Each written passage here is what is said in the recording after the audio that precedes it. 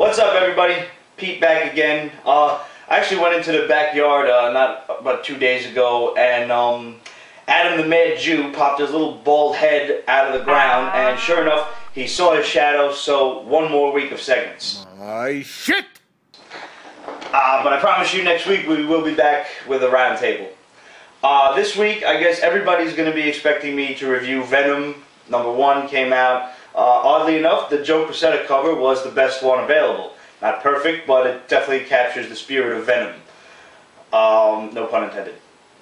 Anyway, the book was okay. I mean, all of a sudden Venom's in this, war-torn fucking Middle Eastern country, and he's trying to get this mad doctor, this mad scientist guy that is making weapons out of Antarctic vibranium that we're hearing so much about ever since the whole Doom War thing, and Black Panther got rid of all the vibranium, so now everybody's after this raw Antarctic vibranium. Anyway, and he winds up encountering this new jack-o'-lantern. They get into a big fight, and of course he Venoms out again, and then at the end, the colonel, whatever that's in charge, he's like, listen, I had my hand on the kill switch. Don't do this to yourself. Don't let the symbiote take control. You got to reel in the macho guy attitude, whatever, and just get the mission done. This and that. I don't know. The thing is with Venom stories, if this was a mini-series, I might have more faith in it. As an ongoing, which is what it appears to be, I have very little faith that it's going to go far. Marvel has to realize that Venom stories don't work. Venom is a villain and should not have his own book. He should be a villain. I want to stick with this because I want to see where it goes with Flash Thompson, but overall, would I recommend it to you guys? No, not under any circumstances. I'll keep you guys posted on what goes on with Venom, and if you want to pick it up, that's on you. At the end of the book, he's dating Betty Brant, and he gets in trouble with her because he's like 6 hours late, and now he's dealing with the whole secret identity thing, and he doesn't really know how to go about it. He's 6 hours late, no phone call, no nothing. She thinks he's been drinking again, and obviously he hasn't. He's running around as Venom, but he can't tell her that. So, I'm interested enough to see where it goes, but I don't think you guys should waste your money on it for sure. One thing I will recommend you to is The Grim Ghost from Atlas came out this week. I was, a decent start. I'm not going to say it's fucking stellar, but it was a good start to a book. Basically, you got this guy, Michael, who for some reason has this magical soul. He's running around this world called The Fringe. I'm not sure if that's in any relation to the TV show of the same name, because I never watched the show, but I've heard good things. Anyway, so the Fringe is like a shadow of our living world, and all of these ghosts, think of it like purgatory. These ghosts are in the Fringe until, the powers that be can decide if they go to heaven or hell. And the Grim Ghost, also known as Matthew Dunsinane, I think I'm saying that right, he's been running around the Fringe for about 200 years or so, and him and this other guy, Braddock, who is like the evil version of him, they're at odds for, all the new souls that seem to come into this world, and they're trying to get control of them. So we're not given too much of a backstory of either character yet, but it's a good enough start. The artwork is decent. If it was a little grim and grittier, ideally I would love to see Alex Maleev tackle this fucking book. That would be so cool, because he's got that like really dark style to his artwork. But overall, it's a good start. I like the book, and I'm definitely going to stick around, at least for the first story arc. Basically the same thing I said with Wolf. Not enough yet for me to make a clear synopsis and, a good judgment, but I'll stick around and waste some more money on that. And speaking of spending money, not necessarily wasting money, because that's what I'm here to talk to you guys about, not wasting money. Once The Grim Ghost came out, I like to delve into a character's origin, so I went on eBay and I managed to pick up The Grim Ghost #1 original from the 1970s from Atlas Comics, and I got this for the wallet-breaking price of $2. $2, and it's in really fucking good condition. I haven't read this yet, but I plan to. But I wanted to talk to you guys more about eBay and stuff, and some of my favorite sellers. Give you guys a shot at jumping on there and spending some money with these guys, because, and mind you, I'm not getting paid for this bullshit at all. These are just guys that I found over the course of my years of comic collecting and years of dealing with eBay that, they got good prices. They got a lot of cool stuff. Right off the top, the first place I'm going to go, which is where I got this whole bunch of stuff from, this whole thing cost me like 40 bucks. I managed to pick up the Grim Ghost #1. I got Superman's pal Jimmy Olsen 134 in pretty decent condition. First Dark Side for like 8 bucks. I got Marvel Spotlight 32, first Spider-Woman for 32 bucks. I got that all, and this stuff. I got a variant cover of G.I. Joe, and I picked up a couple of Green Lantern and Flash books that I was looking for. Just a couple of notches off the old want list there from Mile High Comics. And now Mile High, you probably run into these guys before, whether it's at conventions or you've seen them on eBay. They've got probably the biggest selection of comics you'll ever encounter for mail order stuff. The prices are very fair. You'll find that if you're paying $7 for a book, it's graded very well. You're not getting necessarily a discount on it that you would with some of the smaller sellers. When I say fair price, I mean like that book is worth $7. Maybe if you're lucky enough to have it worth $10 if you're trying to flip some shit. But that ain't really why we're in this, is it? So if you're looking to get a couple of like odds and end books, Mile High is definitely the place to go, because the best thing about them I see is that everything ships for one set price, $3. It'll be here in like a week. That's really the thing with me, is I try to find one seller that has a bunch of shit that I'm looking for, because I don't want to fucking spend $5 on shipping everywhere I go for one book. Because now I'm spending maybe double the price of the book just to cover shipping costs. Another couple of guys I found was Fun Farm WHL. If I'm ever looking for a variant cover, maybe there happens to be one I like, and as much as I hate to say it, I do like my share of variant covers. This guy is a very good place to go to. He's got a lot of Michael Turner stuff, a lot of Aspen variants, a lot of Grim Fairy Tale variants. But if Marvel or DC put out something, maybe one of those $20 variants, you can definitely find it there for a little bit cheaper than you would, in your comic shop. If you're looking for some rare Golden and Silver Age books, Harley Comics, Harley Yee, you definitely see him at the convention. He's a big, stocky Asian guy. His prices are very fair. And like I said, fair means that it is graded and it is priced. You're not getting a discount here, but if you're looking to find a book that is what it is, this is definitely a VG book, and it is worth $150. You're going to pay that $150, but you've got the book. And you're almost guaranteed to get what grade, like let's say if Harley will tell you that the shit's going to be a 3.5 to a 4, you can practically guarantee the CGC is going to, not abide by that, that's the wrong word, that they're going to, that'll be the correct hypothesis, let's say, for what grade that book is going to get. Harley's been in the business a long time. I've been seeing him for the past 10 to 20 years that I've been doing these, they're going to conventions and shit. So, you'll definitely find a lot of good stuff from him. Here's a cool one, actually. JSC Comics. I'm sorry, fuck that. JS Comics. I always do that. I look this shit the wrong way. JS Comics, a lot of obscure Silver Age books, got a lot of weird DC books. It's got also a lot of Gold Key books, and I found him when I was looking for the Phantom #1 from Gold Key, which I picked up in just about VG condition. I got this for 40 bucks. Just as a little side note, Harley had it for $150. So, I mean, that was a fine book. So maybe, I figure I got it made out on that deal. VG, and the next step up is fine, so maybe this book is worth about 70 bucks. I'd say I caught a pretty good steal on that. Anyway, so that's pretty much what I do, is I find a character I like. I've been really enjoying the last Phantom from Dynamite, so I went out and I wanted to get the first appearance. Obviously, with the Phantom I couldn't do that because he's been in newspaper strips since the 1930s. But at the very least, I figure I could get, a nice comic book out of the deal. So JS Comics, they got really fair prices. They got a bunch of obscure shit from the Silver Age, a lot of Aquaman stuff in the first couple of pages. You'll find it's very easy to navigate through the seller store. Another good shop for odds and ends stuff is My Comic Shop. They got a lot of new stuff that's come out, so maybe if you miss a book it was sold out at the local comic shop or whatever, you could check out my comic shop, and odds are they'll have quite a few of them. That about does it for me and my favorite sellers. So what I want to invite you guys to do is let's go over a couple of trade secrets here. You know, I told you some. Hook a brother up. What sellers do you guys use on eBay? But you know, all of this is really about collecting, guys, and it's about saving money.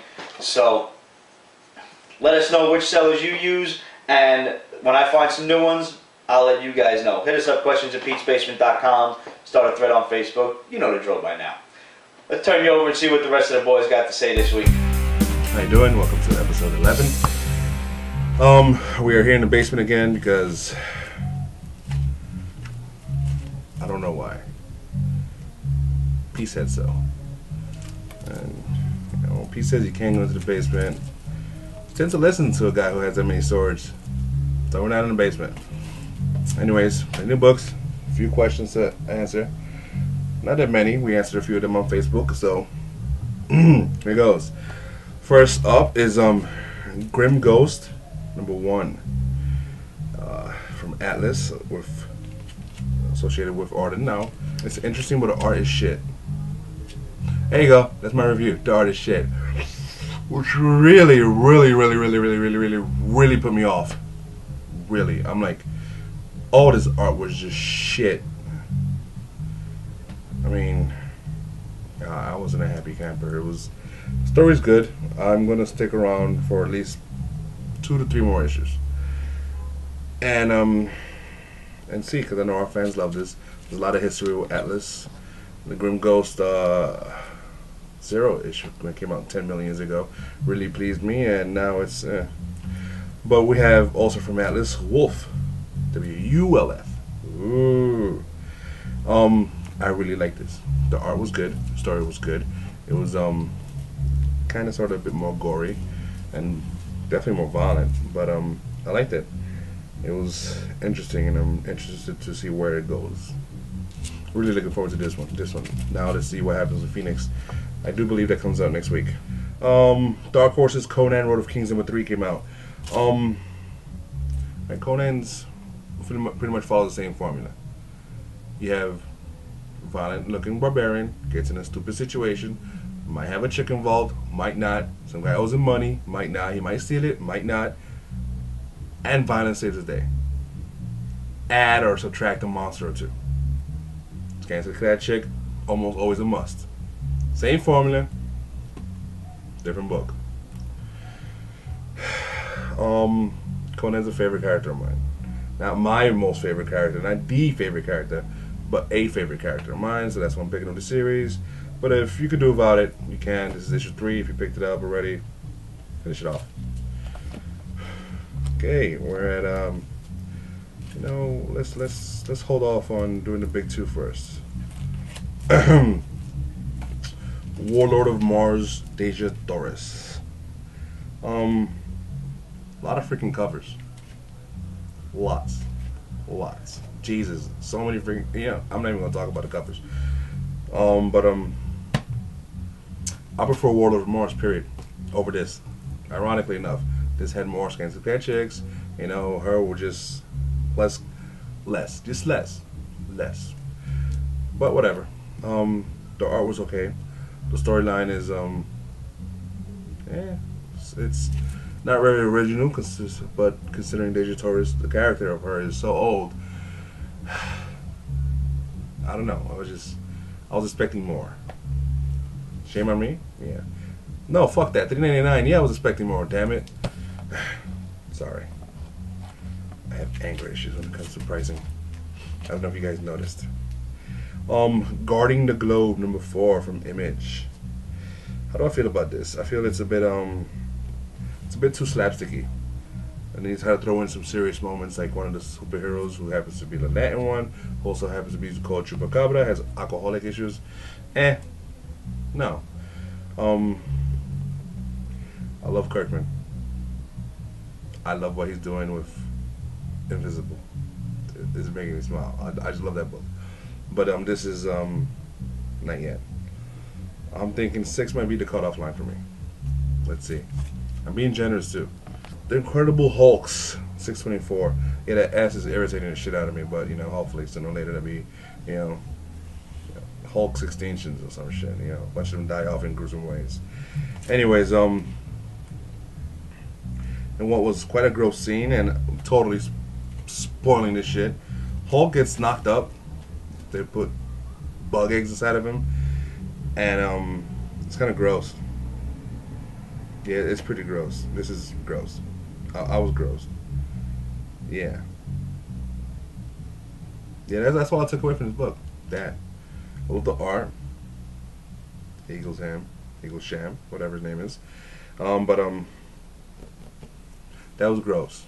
Oh, it was ill. Alright, ill. Ramon was ill. You know, I'm referring to myself in third person. That's how gross I was. I had to separate myself and go, ooh, he's ill. Ill. Death of Spider-Man Prelude. Spider-Man 155. You know what? It's been preluding for the last freaking 3, 4, 5, 10 issues. Kill him already, or stop using that damn banner across the top. Seriously. Don't show me the freaking Sinister Six on the cover, and this whole issue is about J. Jonah Jameson and Mary Jane. Really? Shit.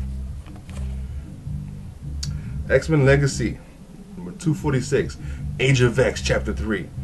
Now, I was in a comic shop and I was like, one of the comic shop guys was talking to some other guy, hey, this is a good series. At which point I gave him a dirty look. I'm like, really? Really? It's like a Age of Apocalypse ripoff. He's like, yeah, that's why it's called Age of X. Because, you know, expect it to be kind of like that. And you know what? I was like, yeah, you should go into it expecting it kind of like that. But, Age of Apocalypse was done better. It was preceded. It was alluded to. It was step by step. There was a miniseries before it, a 4-issue miniseries drawn and written gorgeously, explaining what happened with Legion and him killing Professor X and changing the past and all that stuff. This just went, boom. That's it. That's what it did. Boom. Nothing in the middle. No foreplay. No tickle, tickle. None of that. Boom. So that irks me, and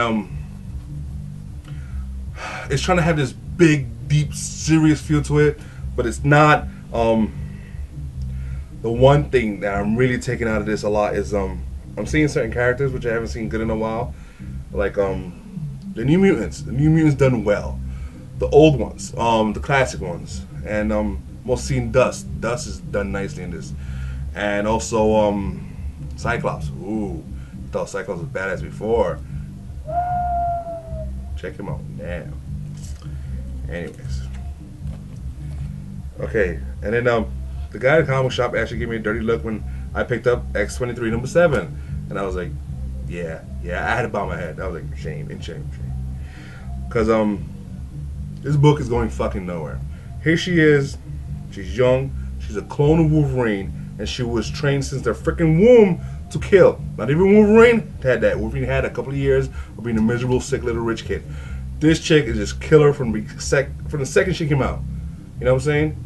Just pretty much everything Wolverine knows about fighting, she knows because it's been shoved into her. What is she doing? Playing pirate with freaking Gambit. I don't know if you guys know, but Gambit is not one of my favorite mutants.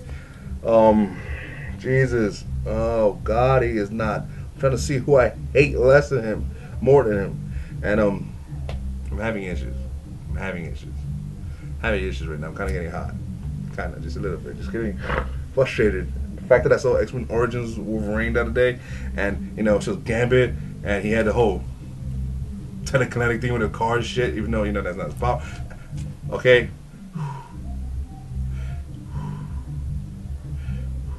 That's my review of X-23, and I'm just gonna walk away from that. Okay, DC, yay! DC makes me happy. Not just for $2.99, you know, that helps. But just stories, like Batgirl number 19. I like Batgirl. I like what she's doing. I like the way they're moving her up in the whole Batman universe.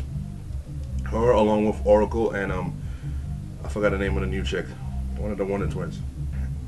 It's just, I think she's flirting with a detective, and if I remember correctly, she's still in college.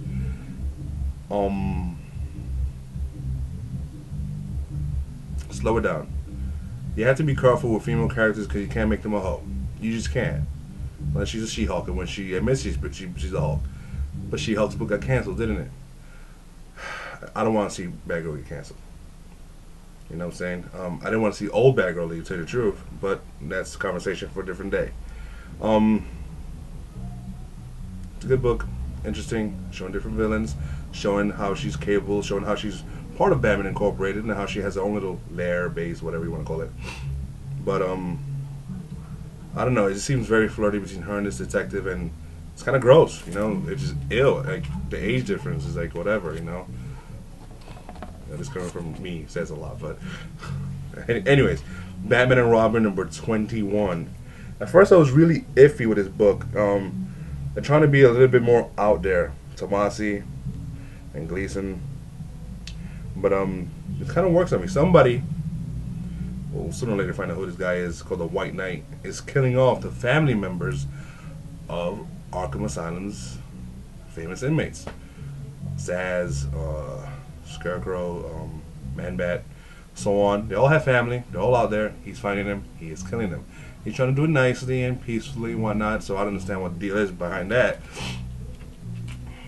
So we'll find out, and it's pretty good. It's pretty good. I thought it'd be a bit trippy, because the last year with the girl with the big old hole in the head, that was... But anyways. Birds of Prey number 10. Gail, I love you, Gail. I do.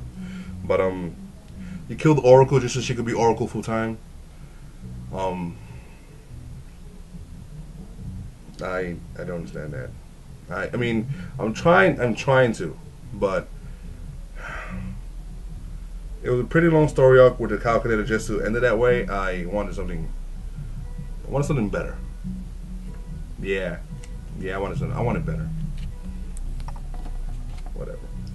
Okay, here is my book of the week. Vertigo's Cinderella, Fables Are Forever number 2. Cinderella's a spy. She works for the Fables, and she goes out making sure there's no threats to Fables, whether it's from the Mundis, the humans, or other Fables, Russian Fables, Arabian Fables, Chinese Fables, Mexican Fables. Any Fables out there might threaten each other, because, you know, people hate whether they're real or Fables. In this case, she's mixing between Russian, Chinese, and also American, because the main villain, spoiler alert, is Dorothy Gale. Yes, Dorothy from Oz. She's an assassin that kicks a lot of ass. People want to see that whole Red Riding Hood thing that came out as PG-13 for some damn reason. Why is it PG-13? You got werewolves. Anyways, Cinderella, Fables Are Forever. Pick it up. Pick up the trade for the last miniseries that came out. Seriously, people, listen to me. iZombie number 11. Next week, I believe, the trade comes out for the first story arc. Pick it up. It's good. It is good shit. Good. And this is just continue on in a brilliant thing. And I read somewhere that they compared it to it's like a movie. It really is. The same characters, usually same locales. There's a graveyard, there's a cafe, and those are the main two. There's a few others, a couple of friends' houses and shit. It's good stuff. I really recommend this book. It would almost be book of the week, but Cinderella was that damn good. Not as good as Carbon Grey from last week, I must add. Yes, I am bringing that shit back up. Carbon Grey number 1 from Image last week was just getting hot again. And then last but not least, there was a lot of chicks in comic books this week. Sorry, females, women, the fairer sex. Zatanna number 10, in which case things take a surprising turn for the worse. You know what? For some reason, I thought things might be alright with his puppet, but foolish me, Ramon. Foolish me. Yeah, whatever. Anyways, this isn't the end of it, so I'm not gonna review it. I'll wait to review the next one. But the puppet turns out to be a bastard. Number 11, I believe, might conclude it. Hopefully, not. You know, we'll find out. Anyways, Damien Crocker says, well, we got 5 Lion Voltron. Does anyone remember the vehicular one? I barely remember the vehicular one. I like to like avoid it. You know, when I was a kid, I preferred to play with the kitty than Car Voltron. It just wasn't the same. I mean, I had GoBots and Transformers for that. You know what I'm saying? But Lion Force Voltron was unique. You know what I'm saying? Yes, I brought up GoBots. Damn it. You know? Yeah, I'm that old. Jason Hagopian says, "Where has the big angry Jew go? Did he go to the land of Oz to kill the midgets?" How do you know? Rick Boyder, which of the summer stunt books are you most looking forward to this year? He says Flashpoint is looking good to him. Not sure about Warlord of the Green Lanterns. Yeah, I'm kind of iffy on that too. Just iffy on it. Marvel has Identity Wars, but I don't know. It does seem kind of Civil War-ish. I don't know if I want them cranking up anything major again anytime soon after dealing with Civil War.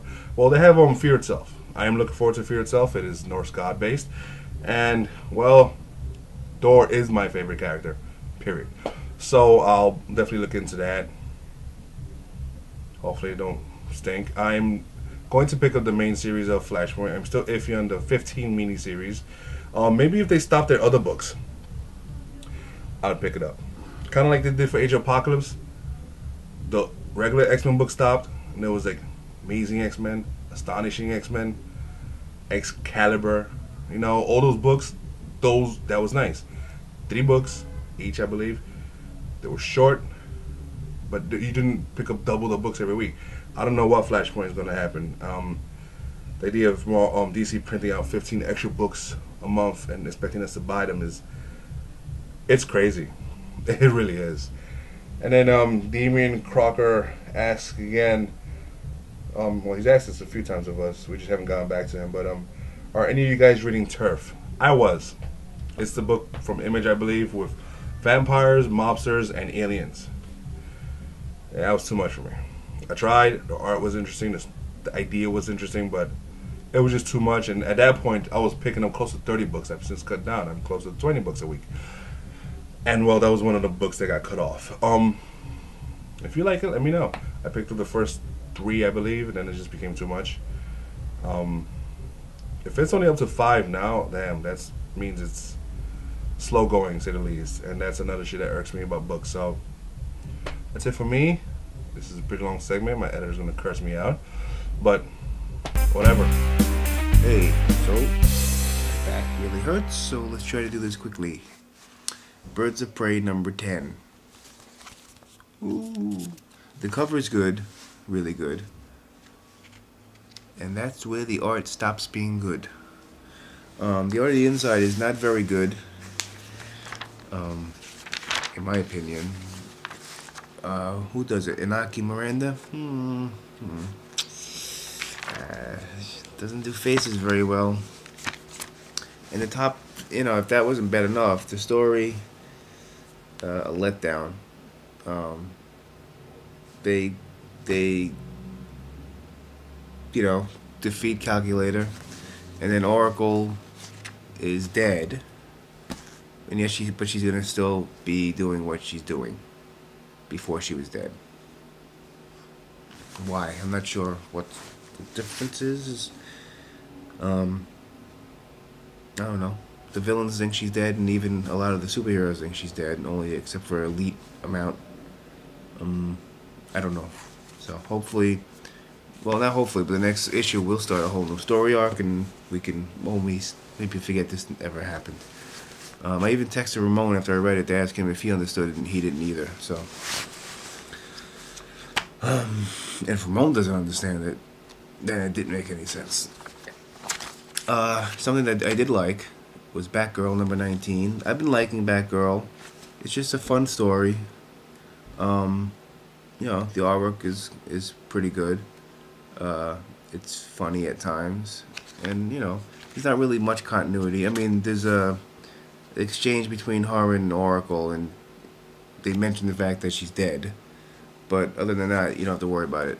But pretty much, she's going against some sort of bank robber with super speed. I'm a little tired of. Well, not tired of, but I never really liked bank robbing stories because it's It's been done to death. So, but other than that, I mean, it's a good, nice, fun little book. X-23 number 7. The artwork was good. Takeda probably, Santa Takeda. She did the artwork towards the end of Miss Marvel series. It's great artwork, wonderful, beautiful artwork. But Gambit's in it, and I don't like Gambit, never did. And they're fooling around with pirates. I don't know what the heck is going on. The only interesting thing that was mentioned in the whole book was the fact that she brings up that since there's a lot of metal in her arms and her hands, it makes it hard for her to swim, and she's wondered whether Wolverine ever mentioned that to her. That's a good point, but did she never swim in a swimming pool before this, or be in water? Like, why is she bringing it up now? I don't know. So, but I'm gonna keep getting it. Hopefully she ditches Gambit and starts hanging around with someone who writes a good story. So, Venom number 1, illustrated by Tony Moore, who does The Walking Dead, and he's a great artist. I'm just not used to seeing his art in color, but it's still great art. The only problem I have with this is that in here, he, just like with that Prelude story of the Venom, Flash Thompson story, you know, he's sent on a mission and he gets really worked up and upset and angry, and he's beginning to lose control of the symbiote. And not of the symbiote, but the symbiote's starting to gain more control of him. And Venom is starting to take over. But then he gets control over it, and then finishes the mission, and then he gets yelled at by the boss, pretty much saying, you got to keep yourself under control, you can't let this happen. The problem I see with this is that happening in every issue, and it becoming like the Popeye thing, where, you know, in every episode, I love Popeye, don't get me wrong, I wanted to be Popeye when I was little, I still kind of do. You know, in every episode of Popeye, you know, at some point in time, you know, he's gonna get trapped or something, and the only thing that's gonna save him is the can of spinach. So that's what I'm afraid is gonna happen with this. That every issue, there's gonna be that point where he's gonna possibly lose control, and then he either does and kills somebody, or he controls himself, he gets reined back in. So that's, I mean, it's gonna be just the inevitable. So I'm not really. I just picked it up because it's the number 1, but I have no desire to keep picking it up. I don't really care about that. Age of X Chapter 3 came out. I haven't been reading them yet. I'm probably going to wind up collecting them all and reading them one shot. New Mutants 22 came out. One of the main reasons because I don't read these books, generally. The only reason why I picked them up because of the crossover. So I'm not even sure why I'm reading the crossover, even though I like the original Alpha issue. But and then Jennifer Blood 2 came out, and it's a little more graphic than it needs to be. But she's obviously going after actual family members. In the first issue, she mentioned uncles. And, you know, you never know whether she's talking about a real uncle or whatever, but it seems like the people, well, I was going to say the people that she kills in this issue, but she kills a lot of people in this issue, but at the very end, she kills someone named Steve, big fat guinea, it seems like. I can say that because I'm Italian. And they're related. I think she's niece and he's the uncle. And he mentioned something about her father. I'm assuming his brother. I don't know. I'm assuming, but they don't explain it yet. So I'm gonna assume that all these people killed or were responsible for her father's death. That perhaps they were all like mobbed up or something, and her father was the only one that was straight, and he got killed and mixed up the wrong thing, or maybe, who knows, you know, but you know, I kind of like it. I don't know. So we'll see how much longer it goes. So I'll keep picking it up until I stop, and then I won't pick it up anymore. I like that. So that's it. I'm done. There were questions on the Facebook, but I'm gonna let Ramon and Pete handle that because my neck really hurts, and I could have did the segment like this, but then you won't be able to see me. So, although you probably would have preferred that. See you next time in the basement. What's up, everybody? One more basement. I don't know what the fuck I was saying.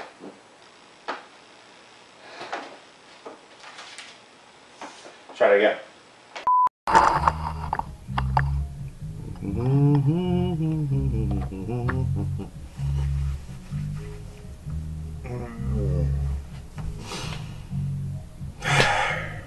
Another week, another set of segments. Why segments and not an actual show? I don't know. I'm not even filming yet because this camera's pissing me off and my director's a pain in the ass. Wrong way.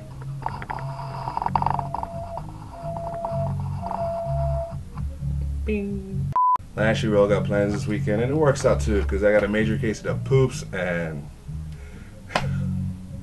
everything the gas that comes out of my mouth is bad. Woohoo! Too much information. Anyways, nothing in the middle. No foreplay. No tickle, none of that. Boom.